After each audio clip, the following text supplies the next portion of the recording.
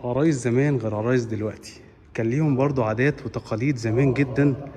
زي ايه؟ زي أبقاب نقش الحنة حاجه اللي قدامكم ده. حاجه بسيطه اه، تفصيليه بسيطه في الحفله. بصوا بقى حضراتكم، مهما اتكلم او اشرح او اطرح، شوفوا التفاصيل عامله ازاي. طيب العروسه كانت بتعمل ايه زمان؟ كانت تلبس، تحط الحنه وتتحنى في رجليها، وتقعد تلبس ده مش للحركه بس، عشان للاستعراض قدام المعازيم اللي جايين لها. وطبعا عشان تبرز برضو اذا كانت بقى ايه يعني مستواها الاجتماعي.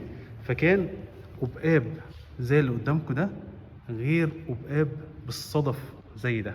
طب انا موجود فين؟ انا موجود في المتحف الزراعي، تحديدا في دار الضيافه.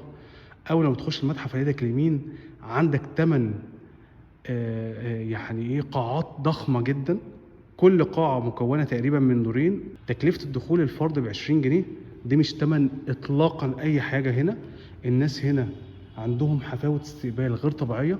مهما اشرح لكم يا جماعه، المكان ضخم جدا. دخلت من شويه غرفه تصوير ليها اكتر من 100 سنه. مقتنيات تصوير بتاعت زمان كلها موجوده. كل شبر في المكان محتاج دراسه ومحتاج تعمق.